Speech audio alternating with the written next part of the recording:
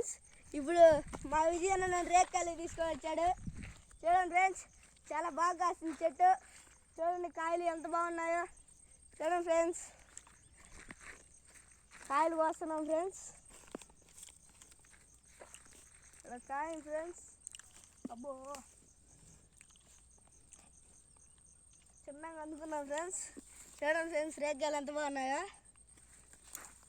చూడండి ఫ్రెండ్స్,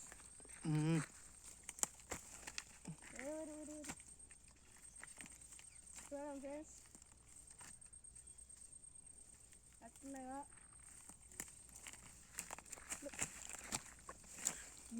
కూర్చున్నా ఫ్రెండ్స్.